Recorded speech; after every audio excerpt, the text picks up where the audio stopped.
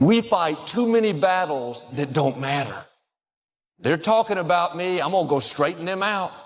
After you straighten them out, someone else will start talking. Here's what I've learned. Nobody talks about people that aren't doing anything. Nobody tries to discredit someone that doesn't have any influence. The reason they're talking about you is because you're a difference maker. You're a world changer. They can see the gifts, the influence, the favor on your life.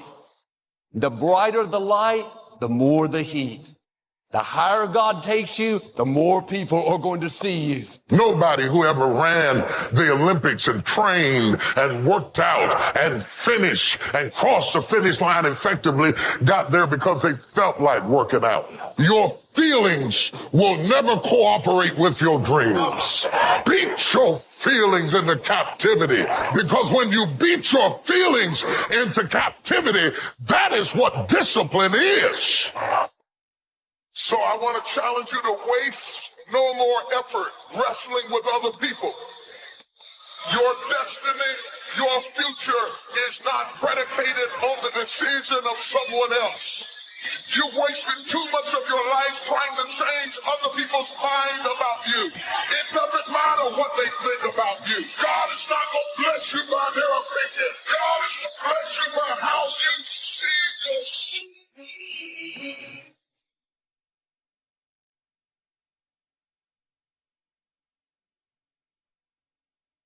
People who have not accepted greatness for themselves, these people don't study, ladies and gentlemen. They don't have time for personal growth and development. They don't have time to work on their minds. People can affect us. Our peers can affect us. Our environment can affect us. Just working consciously to overcome the poverty consciousness, the feeling constantly of saying you deserve this. There's no need for you to be afraid. It's not too good to be true. It's true because you've earned it.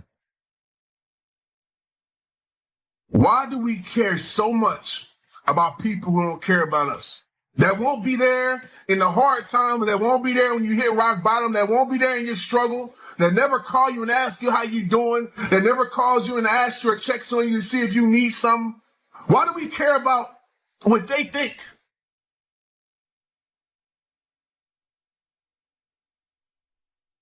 You think things are going to just go your way? Well, they're not going to just go your way. You got to make them go your way. You think things are going to just happen for you?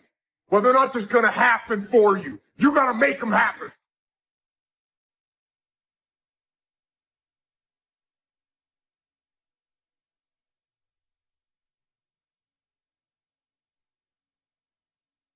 It is with the mind that we serve the Lord. The mind is the battleground. It is the place where the greatest conflict is. There are more people in this room having trouble in their mind than there are people having trouble in their finances.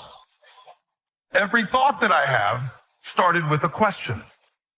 What's wrong with me?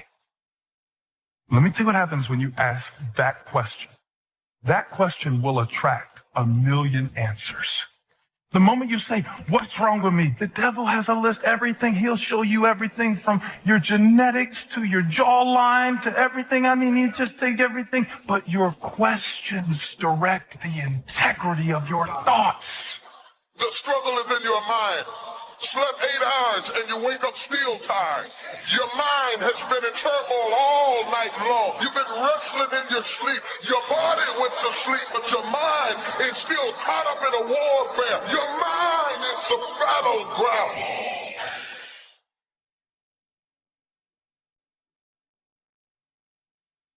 So easy. So easy to put things off. So easy to say, you can do it tomorrow. Well, I want you to reprogram your brain and tell yourself that tomorrow is not a viable option. You do it today. You get it done today. That's what you do. The journey is just the pieces that you have to go through. And you get to choose to enjoy those pieces, to have fun during those pieces, because you know you're going to come out the other end being the person you wanted to be. And you're going to see it before everybody else does. That I can guarantee you.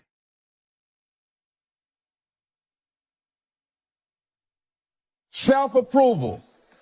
That's a very challenging area. Ladies and gentlemen, that's where most people get stuck. That's a stage that A lot of people get there and they never move out of that area. Why? Many things can contribute to our not approving our dreams, our not feeling good enough. A lot of things can contribute to that. Many of us never live up to our potential or don't approve ourselves because we never had anybody to believe in us. And because your doing doesn't come from the deeper place of being, it hasn't worked for you. If you're trying to find out who you are by doing things, you will never find out who you are by doing. You have to start with being, because the difference between the two determines the direction of your destiny. Everyone hits the ground at one point. Question is, who gets back up? Failure and setbacks. People quitting, chargebacks, flunking the exam. That's all going to happen. Just get ready. You're going to have false start after false start. Get it going, then you don't. Get it going, then you don't. Don't give in to that stuff. Don't give in to the fears. Don't give in to the setbacks. You're going to have failure. It's part of the game. And when you get weak, when someone quits, when an appointment cancels, when some Yahoo tells you you shouldn't be doing this, and you're not good enough, or there's something better, whatever they tell you, you remember why you're doing it. Greatness is not immediate. This is so important. In other words, greatness takes time to develop. Greatness is not immediate. You got to stay with it. You got to stay at it. You got to keep working on it. We give up too quickly. You map out, you think, you strategize, you change up your team, ready for the opportunity to present itself. Most of y'all are impatient. If it doesn't happen as fast as you want it to happen, you say maybe it wasn't meant to be. God will never give you something somebody else is supposed to have. I want you to write this down. There are two powers in life that every one of us have to deal with every day, that you can never control or stop. It's time and change. You cannot control time. You cannot control change. What's at the core of achieving the good life? The major key to the good life. It is not in mastering the attributes of leadership. Every day in 1,000 different ways, we are trying to improve ourselves by learning how to do things. We spend a lifetime gathering knowledge in classrooms and in experiences. I need to embrace the suffering. You know, there's something powerful that once you just sort of embrace the fact that in order to achieve something big, you've got to get rid of these distractions. You're probably going to have some suffering to get there or some sacrifice to get there. And so once you've embraced and decided that this suffering, this sacrifice you're making is an indicator of progress. Suffering and sacrifice and hard work is an indication of progress towards our dreams. It's easy to say, I have a dream. That's easy. You can say that when the enthusiasm is there. You can say that when you have enough money in the bank. But I'm telling you, it's hard to say, I still have a dream. I still have a dream. Can't you say that after your friends turn on you and after the people that you're doing it for stop believing in you? Discouragement is deadly. It can get you off track. When you have a setback and you get discouraged, you can get set on the shelf. We all get discouraged. It's powerful.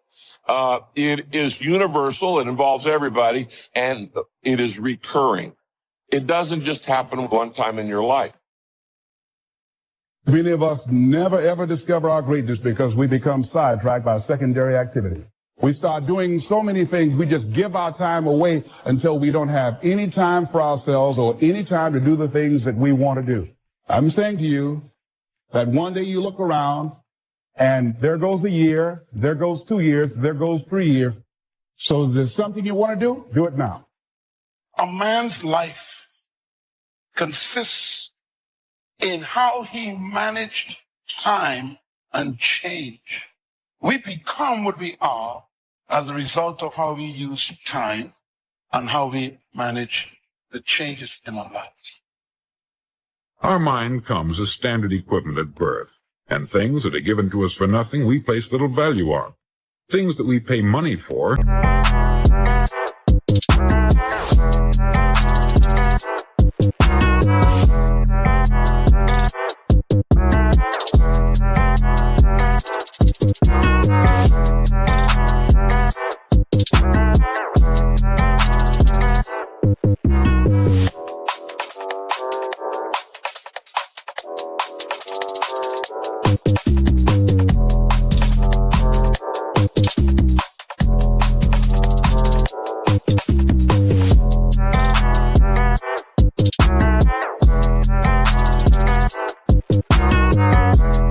we value. The paradox is that exactly the reverse is true. Everything that's really worthwhile in life came to us free. Our mind, our body, our hopes, our dreams, our ambitions, our intelligence, all these priceless possessions are free. But the things that cost us money are actually very cheap and can be replaced at any time. Use your power to create a new beginning for yourself. Find something that you love. I didn't come here to work for someone else. I came here to live my calling. A job is what you get paid for. A calling is what you're made for. I invested in myself. I couldn't afford to do it, but I couldn't afford not to do it. All disciplines carry through to affect all parts of our lives. If we're disciplined in just one area and lazy in another, guess what? The bad habits in one area of our life will eventually destroy our self-discipline in the areas we've been working on. Discipline is a set of standards which we've selected as a personal code of conduct. Discipline is the mind being trained to control our lives. Discipline is imposing on ourselves the requirements for honoring these standards. The most fatal deterrent to self-confidence is guilt. Not doing all you know how to do to the full extent of your present ability weakens the foundation for confidence. The biggest part of worry comes from the lack of this personal confidence. And lack of confidence comes from two major things. First, no goals or plans. And second, no daily discipline to achieve. So listen to the voices of creative experience. Let nature, experience, wisdom speak to you and teach you. Remember, both opportunity and challenge await action. You can work on micro habits with regards to your conscientiousness. And I think the best micro habits, set up some aims for yourself, goals that you actually value. It helps you do a situational analysis of your life more than a psychological analysis, I would say. And so the questions are something like, well, you're going to have to put some effort into your life. We become what we think about. Conversely, the man who has no goal, who doesn't know where he's going, and whose thoughts must therefore be thoughts of confusion and anxiety and fear and worry, becomes what he thinks about. And if he thinks about nothing, he becomes nothing. Motivation it's kind of a strange word. We think it means that we're fired up to do something and passionate to make something happen. Because you just can't turn on passion. You can't just turn on.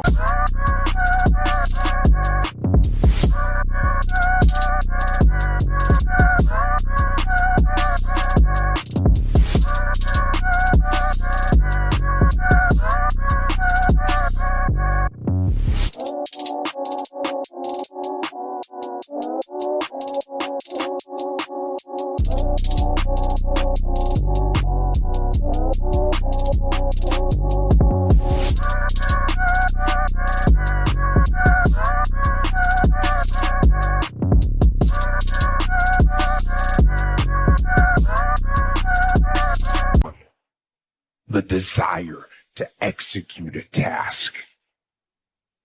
Be certain of one thing. Every exaggeration of the truth, once detected by others, destroys our credibility. and makes all that we say and do suspect. The tendency to exaggerate, distort, or even withhold the truth is an inherent part of all of us. It starts when we're kids, and then it continues when we're adults, exaggerating our net worth to impress old friends, exaggerating how close we are to closing a deal to impress the boss. If you make it to the end of this video, I want you to write, I am determined to reach my goals. I am determined to reach my goals. See, your unwillingness to forgive another person is like you sipping the poison, waiting on them to die. Forgiveness is for you. You can't drive your car looking in the rearview mirror. You can't. There's a reason why the rearview mirror is this big and the windshield is this big. If you keep looking in the rearview mirror, you're going to keep crashing your car. Have you ever noticed that when your faith is the strongest, you come up under the greatest attack? Because every time the devil senses that you're about to walk into who you be, and he's trying to stop you from doing it, slap somebody and say, just do it. Be great before it's too late. Being in a great house does not make you great. It's one thing to have great parents, but that doesn't make you great. And they said it's possible to be in a great house, but you not be great. So being in a great house does not...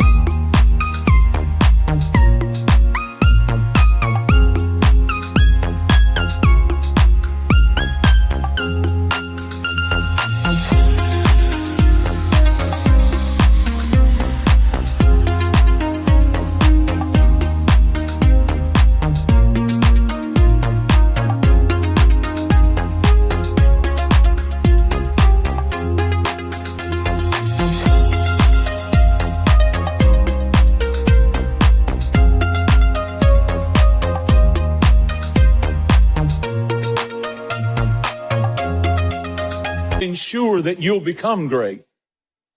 How can you keep your mind on what you're trying to do? How can you make the choice of discipline over procrastination? How can you keep an attitude of doing it all and doing it now? How can you stay focused on your ambitions? You can keep your focus on your work, or you'll find yourself distracted. Distracted by negative thoughts, distracted by negative people, and pretty soon, depending on the type of people you've associated with, distracted by your doubts within yourself. Even when you face rejection, even when you face failure, you make a decision. I will remain in the grind. I'm not backing down. I'm called to make a difference. When we go around dwelling on these negative, defeated thoughts, we are sending poison down through our system. We are telling our command center, the mind, this incredible tool God's given us to release defeat, failure, mediocrity. I wish for you that you might develop a growing awareness of the world around you and your possibilities in it. Develop a sense of history and destiny, and be grateful for the opportunities that you have to participate in that grand endeavor.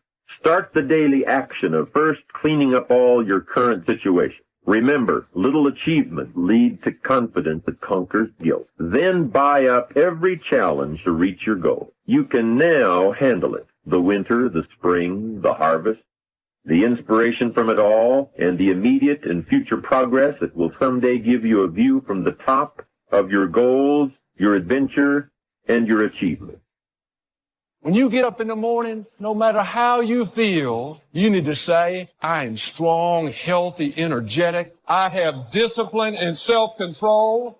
I look good. I feel good. I think good. I smell good. Some of you, if you would do that, your mind would go tilt, tilt, tilt. It would think, what in the world are they saying? It would send an alert all through your system saying, hang on, guys, we're changing directions. Don't send out any more defeat. This is a new day. Send out health, send out healing, send out strength, vitality, victory. You've got to get your command center sending out the right instructions. The people that are going to be successful are willing to do the things today others won't do in order to have the things tomorrow others won't have. What is it that most people won't do? Here's what they won't do. Learn something new. They're comfortable with what they're doing now. Learn something new. You need to learn how to control your own destiny. Be your own boss. That's what time it is.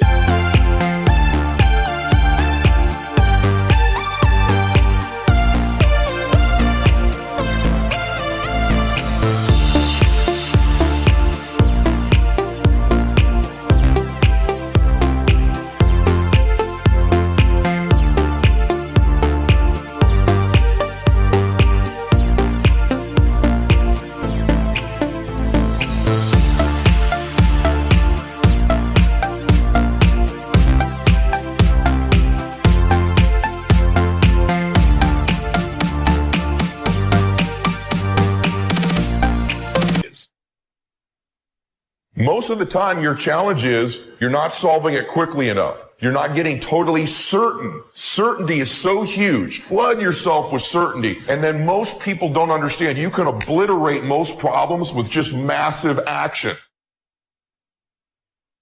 I see people hem and haw and make excuses all the time when challenges arise. And it would have just been solved if you'd have decided, you'd have been totally certain, and you'd obliterate that problem with some massive action. How great to have a mind to expand and a soul to nourish, to have hands that can feel, a heart that can experience, a soul that can soar, a mind that can inquire and learn, a body that can respond, to know love, sadness, hope, disappointment, accomplishment, failure, thrills, appreciation, wonder, frustration, confidence, courage, impatience, contentment, expectation, fulfillment, beauty, and harmony. To have all this happen to one is one thing. To know it is all happening is much more. What stress really is when a problem comes up is the fear of loss. And what you do is you begin to give this a disempowering meaning, and you begin to feel like you're going to lose something, which is why having a process means so much to me, because when I know I have a process to solve a problem, I'm so much less fearful of the loss or the stress that it's going to cause me. When you begin to get these feelings, it's where your focus is going that's causing this stress level to rise in you. And my hallucination for many of you is that when a problem arises, you begin to focus on the problem more than the solution. You begin to magnify your stress level, make a disempowering meaning, which is this fear you're going to lose something.